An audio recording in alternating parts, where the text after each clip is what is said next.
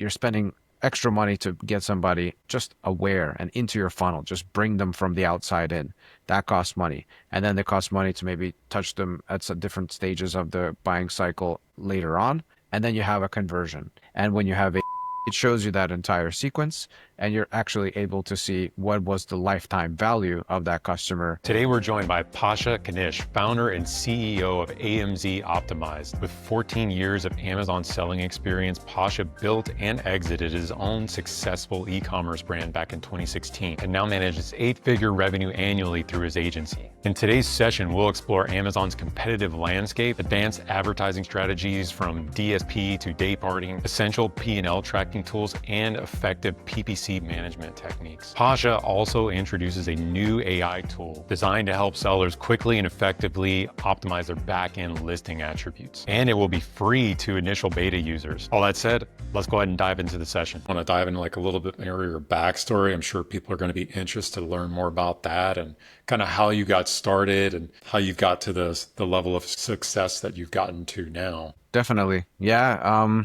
Every success is paved with a road of failures. So I like to say that I'm a professional failure. And I say that in a really good way, in a very positive way, knowing what I know. I mean, I think it's looking back, the things that have taught me the most are those painful moments when you try something and it doesn't work out. Like recently I've had to cut loose a couple brands because they didn't work out for different reasons, even a software project in a completely different industry. But, I usually give 2 to 3 years. It sounds like a long time, but it's not.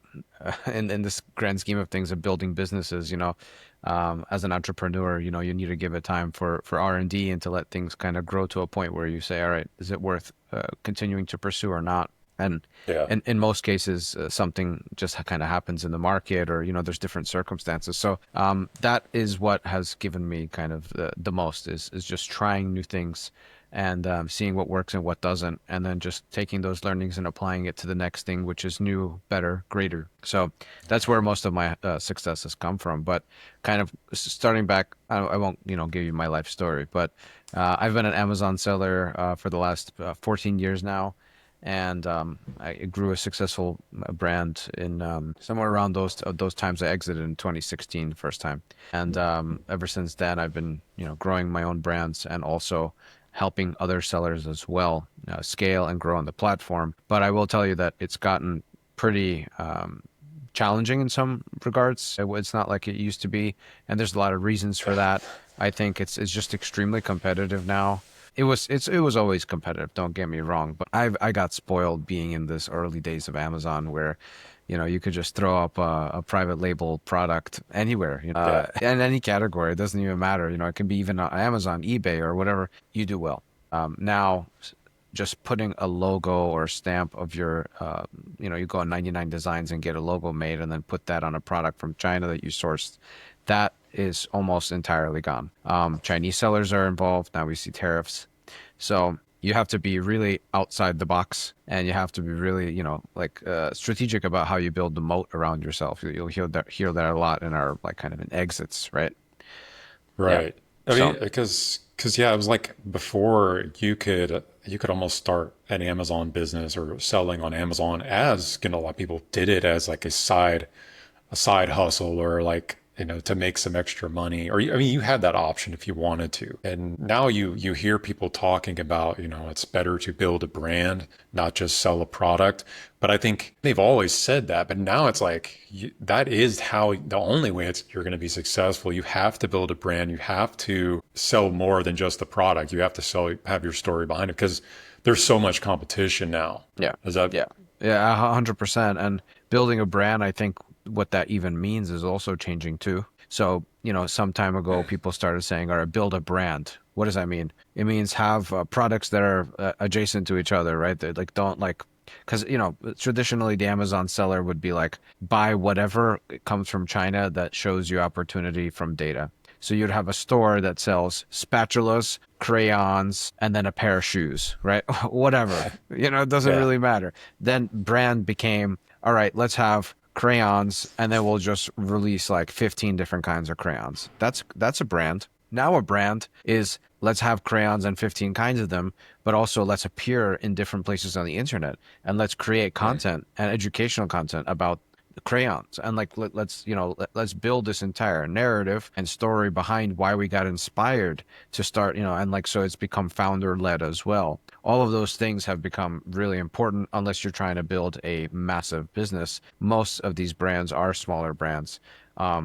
Yeah, to a certain extent, it's small is pretty wide, in terms of how much money a brand needs to make in order to not be considered small. But most of the brands that do operate are small enough to care about those types of narratives, like who stands behind it. You even look at the back of a box of crackers that you'll buy in a large store like Whole Foods, and they'll have a little picture of like a family on a farm and say, we built these crackers because we care about, where wheat is grown and whatever. So Yeah. all of that is what goes into branding. Now, kind of reeling that back in, on Amazon, it's important because people are coming there to discover new brands, and people are coming there because they are maybe tired of buying the same thing over and over again. That's why they're coming to explore new brands, but also they just understand that there's different quality and there's different price points, and there's always something new coming to market. That's why Amazon has like launchpad services or something like that. They have all these different initiatives to basically get new people in. We get approached all the time by Amazon's team to say, hey, do you guys know any brands that you'd like to recommend to us, or anybody that you want to, kind of work hand in hand with, like any of these new launch accounts. So Amazon is incentivized in every possible way to bring in new brands into their platform, keep them there, and help them to grow. But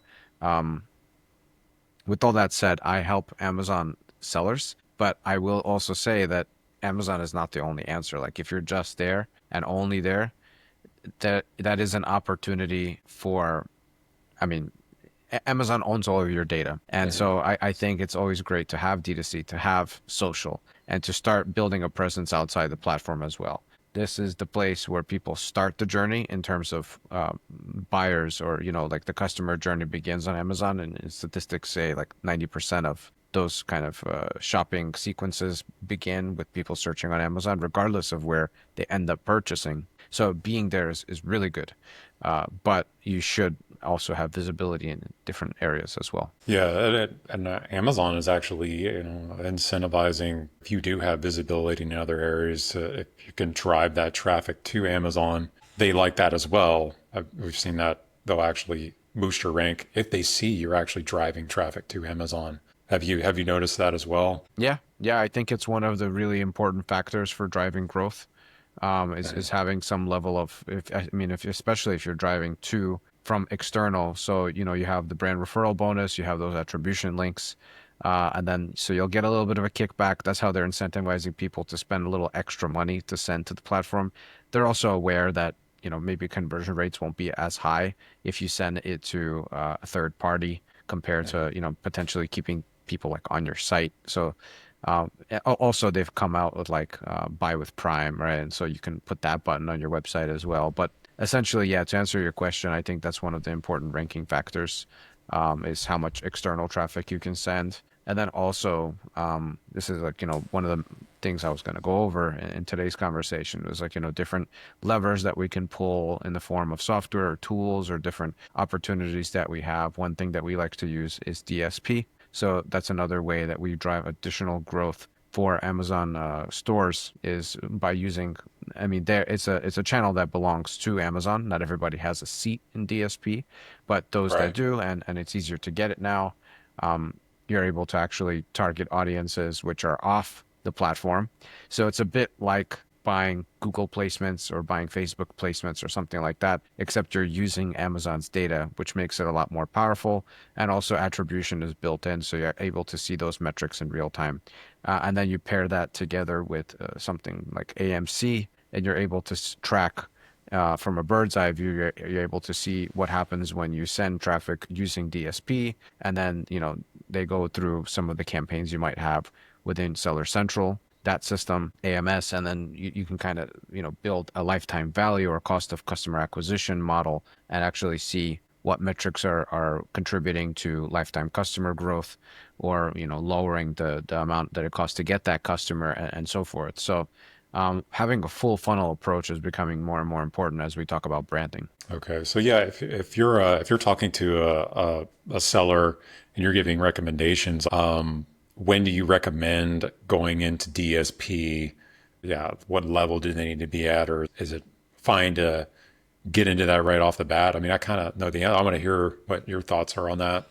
Yeah, I would say that DSP doesn't work for everybody. I think it depends on the size of the catalog. It depends on how much revenue that brand is generating. I think that there's probably a number of things that you can do before needing DSP at all. Yeah. But if you're, I would say that like if you're lower than like mid six figure on that account, then you probably still have a lot of growth opportunity just using uh, regular sponsored product, sponsored brand, and sponsored display campaigns right in their native platform. I don't know if you need necessarily to drive that traffic because it's expensive too. It can be depending on what you're running. So if you're trying to do top of funnel, which is what I would recommend for sure, this is like you're starting to think to yourself, how do we bring new customers into this ecosystem? But the ecosystem needs to be already pretty solid.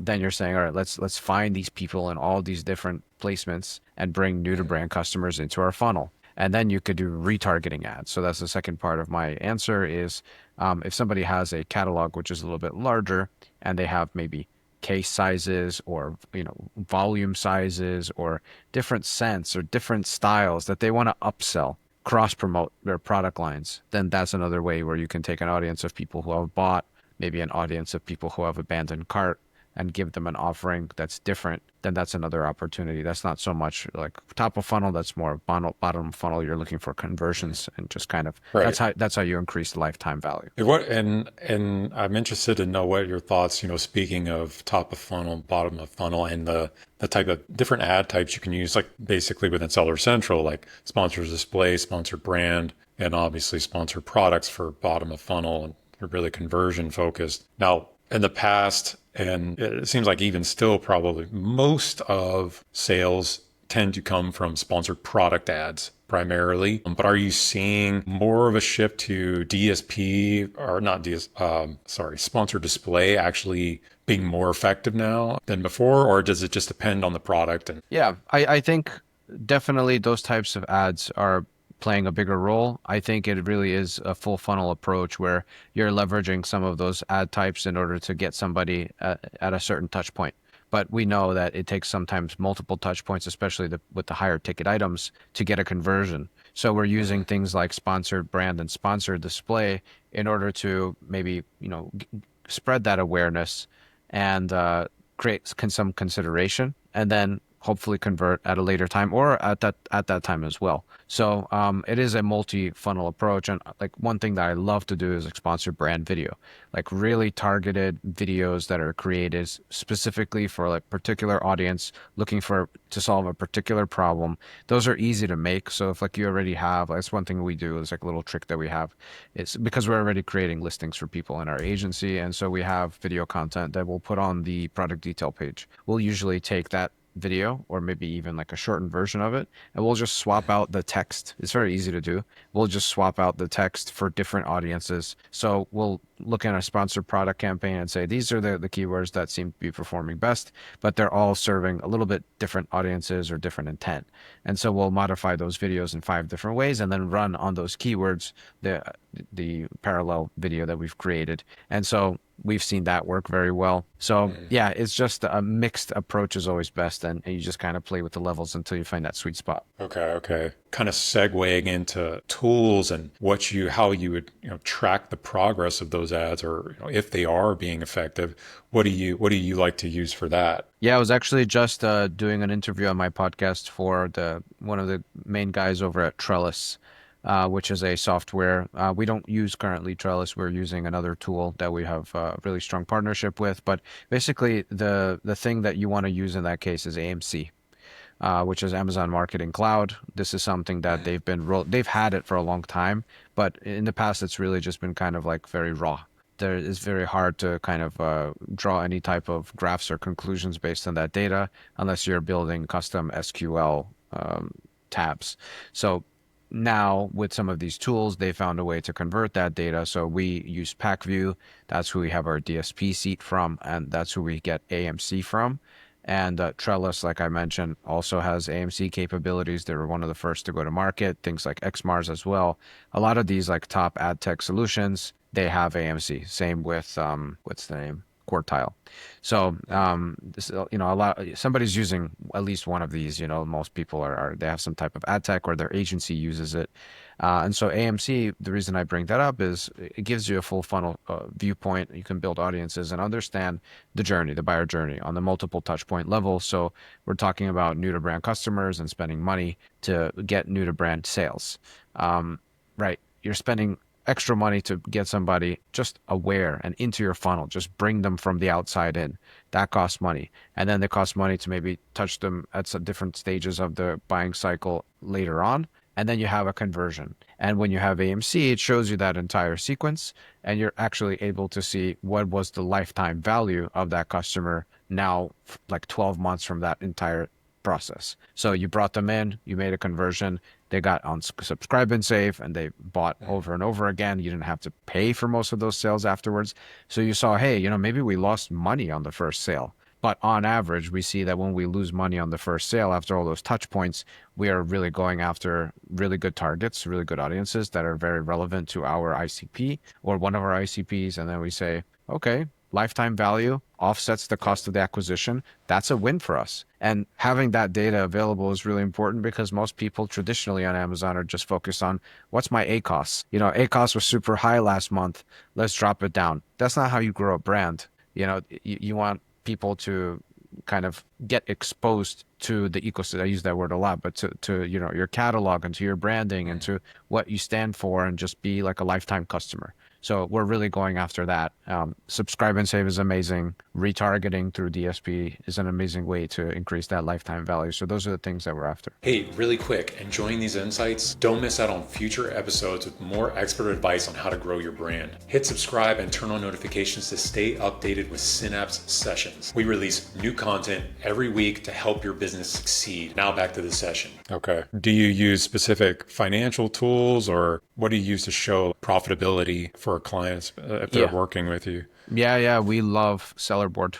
Okay. It's a simple tool. That, actually. Yeah, yep. They are amazing. They're simple. They're not so expensive. And I've used and even recommended other tools. But the reason I love Sellerboard is, first of all, it's pretty accurate. They have now, they're always adding new metrics. So back, some time ago, you would just hit Amazon fees tab and you just see a couple things. Now they got every single classified, clawback charges and, reimbursement and then reversal of the reimbursement from Amazon. Amazon does all this wacky stuff. So you want to be able to see all of those things. Also, now they've added on the bottom, you're actually able to see unit session percentages, which are basically conversion rates. So they have like a weird naming convention for conversion rate, but that's what they, so now you're able to actually see what is your average conversion rate, and you're able to compare it month over month. That's been super helpful to us because when we come into a new account, we're usually doing content updates, and we'll say, we'll say, all right, A and B, right, before and after. And tracking that, there used to be a very manual process where we're downloading business reports in different periods and trying to track everything in Excel. And here we just have Sellerboard, which can actually give us easy comparison. So we have a custom reporting stack that we do that includes reporting and metrics from PackView, our ad tech tool. And then we'll also plug in the Sellerboard information as well, so people have everything in one place. Okay. Yeah, I've used Sellerboard. I've noticed that how the ease of use and just the simplicity of it, and it's cost effective also for if you're a new seller just starting out. I mean, you can easily afford Sellerboard. I believe it's around $20 a month, or maybe even less. I can't remember if there's like a lower tier than that, but depending on how much you actually sell. But yeah, really effective. And yeah, I saw recently they did add the unit session percentage. That's Amazon's term. That's what they've called it. And yeah, they brought that in and put that in there as well. It makes it so much easier to where you don't have to jump over to the business parts. Exactly. That's one of the most important metrics to track along with your PPC, et cetera. Yeah, like you go into like the Shopify app and it's like literally how much revenue did you make, how many people visited, and what was your conversion rate? It's like, Google Analytics conversion rate, but then Amazon makes it so convoluted, to like find that. Yeah, anyway, I'm very happy that Sellerboard was able to pull through and do that. Um, Yeah, that's what we use for P&L. Then they also have tacos, which is an important metric. Many people talk about that, which is total ad cost over sale. That's a Right. metric that we focus a lot on as well, which just kind of incorporates organic and ads together to understand the relationship between the two. Because as we know, ads drive rank. So we want to be able to know, all right, if we spend more, do we make more profit? And just, it's good to have those like month over month comparisons and have everything in that kind of like P&L, and it just gets very granular in Sellerboard. So that's our favorite. Specifically managing PPC, what is your strategy there for bid optimizations, budget management? Yeah, the tool that we use is PackView. We don't rely on technology only. Of course, there's a lot of manual that goes into it, but these tools allow us to do certain things that person just can't possibly do. So sometimes we'll turn it on if we want to get really granular in a campaign that does a lot of volume. There might be certain even hours of the day, certain days of the week that campaigns are operating in different ways. Some accounts shouldn't run ads at all, like during a weekend, for example. Like we get a lot of B2B sales that happen on one brand, and so we completely shut off the ads on the weekend. And it's like sales are completely like they go down 90% of the weekend. Everybody's scared. In the beginning they were. Everybody's like, oh my God. And then Monday comes and it's like 3 days worth of sales in one day. Mondays are always huge, right? So there's different strategies depending on the needs of the brand, and every brand is different, and it takes a little bit of testing to figure out what. But yeah, back to PackView, another thing we like to do is day parting. Day parting allows us basically to shut off ads in the middle of the night. Most people don't get that many conversions in the middle of the night. They might get views, you might spend money, but that's just people window shopping because they can't sleep. They might not be making purchasing decisions.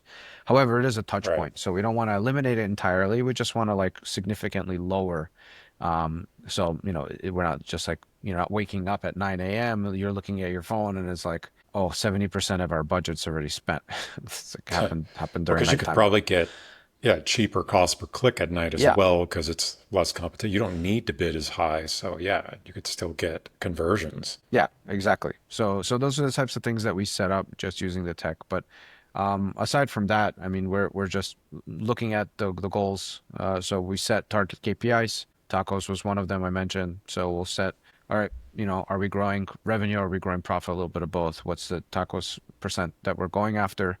And then we're looking at all the different levels and going from there. Okay. Yeah, that makes sense. I want to jump back real quick and like what you started out on eBay, what made that transition? When did you decide to actually get into Amazon? Oh yeah, so eBay was the first place I actually sold online. I remember it was we were selling some generic stuff. We had a contact that was just getting like just boxes and boxes of stuff out of China, and just like there was so much stuff that he couldn't sell it all. And also some of it like you needed like your account had a limit at that time. So his Yeah. eBay seller account didn't even have a limit big enough to sell all that stuff. So he was very like, hey guys, with like a group of friends that we were all working together doing. This was back in like college days. We were just doing weird jobs, like working catering or doing some construction stuff at that time. So he's like, hey guys, you want to split this up and I can teach you the eBay ropes. So we started doing that, and everybody was maxing out their eBay account.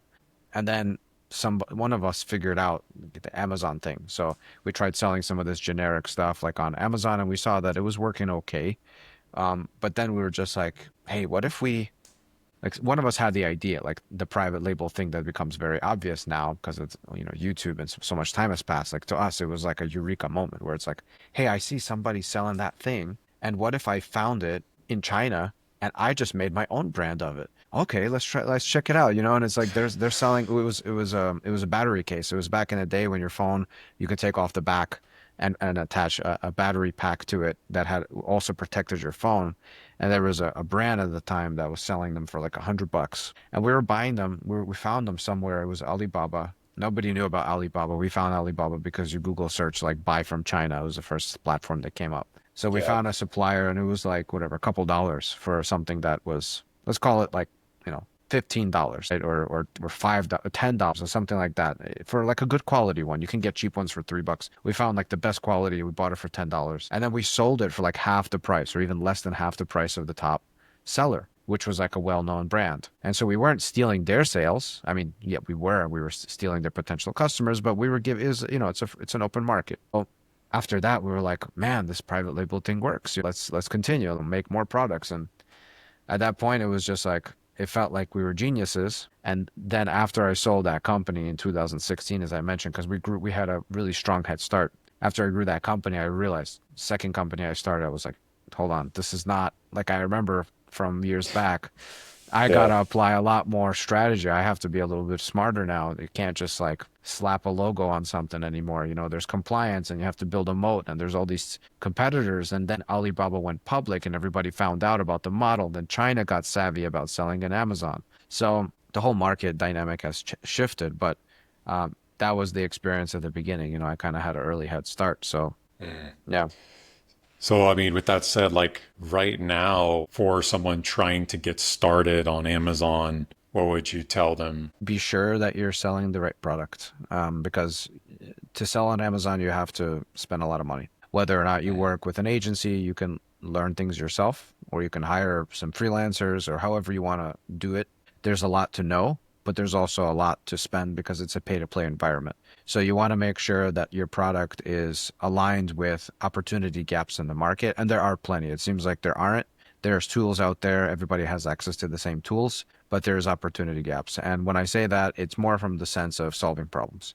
You need to solve a real problem on the platform. You can look at reviews. Find something that you see has revenue opportunity and look at the reviews. There's tools out there, AI tools, to help you understand what are the pain points that people are experiencing with the product and solutions that are out there, and then try to create a better version of it at a price point that is competitive. And that's it. I mean, it's simple, but it's not simple, because doing that requires R&D. It requires something custom, but that's how you create a brand. That's how you create something that makes you unique. And that is the opportunity today, and probably will be for the foreseeable future. Yeah, it seems like no matter what, there is going to be that initial investment. If you want to not have to fight an uphill battle and just go in with a very similar product and have to really invest a lot of money on PPC and lower your price and do a lot of promotions. I mean, you may still have to do some of that, but if you can actually find something to change that or make that product better in some way in your product, that can really help jumpstart you versus that other one. Some sort of thing to stand out. Yeah, exactly. Well, yeah, Pasha, great having you on. I'm sure people are going to be interested to know more about how they can contact you, take advantage of your services potentially. How can they get a hold of you? Yeah, absolutely. So you can get in touch with me on LinkedIn or in my email, pasha@amzoptimize.com. But there's something pretty exciting that I'm doing right now, which is I'm about to launch, as we record this, I'm about to launch a tool that is, it's a V2 of an AI solution that allows Amazon sellers to optimize the back end of their listing. So you'll basically download a couple different reports, upload it to this tool, and it's going to give you, for your specific subcategory, the fields that you probably didn't fill out in the back end. So we're talking about stuff that is not, title, bullet point, description, although I think this tool will provide that as well, but that's not the main point of it. That's an add-on for people who don't have an optimized listing at all. But those extra value fields that are going to be used by Amazon system to classify your product and your subcategory based on, are you selling, like, if it's a shampoo, is it a gel? Is it a liquid? Is it suitable for what kind of hair types? Is it suitable for children, for elderly? All those things that you probably didn't fill out in the back end, that's what we're going to be offering. And it's going to be free for now until probably in like a month or two. We're eventually going to turn it into a paid tool, so it won't be free forever. So anyhow, we're looking for people to test it out. And if anybody wants to check that out, the domain will be different from our website for the time being. It's going to be AMZBRAIN.ai. So it's AMZBRAIN.ai. Yeah, AMZBRAIN.ai is the name of the tool. So I can also send that over to you after, if you want the URL, if you want to test it out, Nick. I would love to have a tester. Yeah, definitely. We'll test it out, and yeah, I'll definitely link that in the description down below in the notes, so people can check it out as well when it's ready.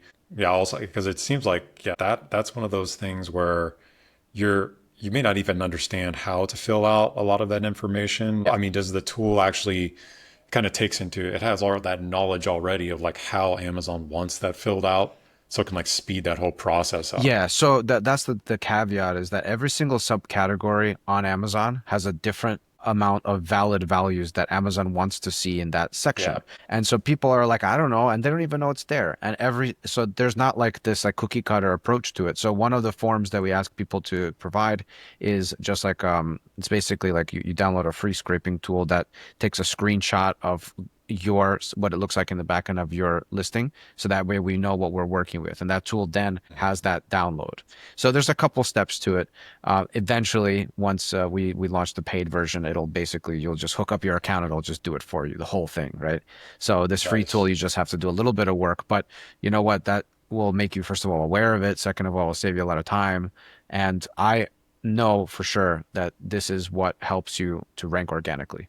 Because I mean, think about it. Amazon is basically a database, and it's a lot of it is now becoming AI driven in the sense of, like, you've heard of like Rufus or Cosmo. What that is intent based search, and so people are typing in, oh, I'm looking for this type of product, and it's like dependent on their buying behavior and so on. So they'll put all that together and say, all right, what's the best product for them? And so one of the suggestions that they'll give that customer is something that is properly classified. And so if you don't have it Yep. properly classified, they're just relying on whatever you put in your listing, which is all just like titles. And it's like, they'll have more analysis to do versus like, this is exactly suitable for this specific thing. So anyhow, I think it's the future, and I'm excited about this tool. So Nice. Yeah, it sounds exciting. Yeah, because I've had to put that information together in the back end for previous clients or myself, and yeah, it's pretty tedious. So that's one thing. But then two, it people are going to shop differently, and some people will go on there and they may just search for something, but there's others that may actually use those different categories and refine their search over yeah, on the the left side of the the screen, filters. Yeah. and they could filter your product right out because you didn't have the proper attributes filled in. Yeah. And So, I'll tell you, yeah. so many people do not have it. I see the back end of like seven-figure accounts. You go in there, they have nothing. So Yep. yeah. Yep. Good stuff, man. Good stuff. All right. Yeah, like I said, I'll leave all that info down in the description below so people can learn more. And yeah, it's great having you on. And yeah, we'll hopefully keep in touch and talk again soon. Awesome. Thanks for having me on, Nick. I appreciate it. Yep. Bye for Take now. care. Bye.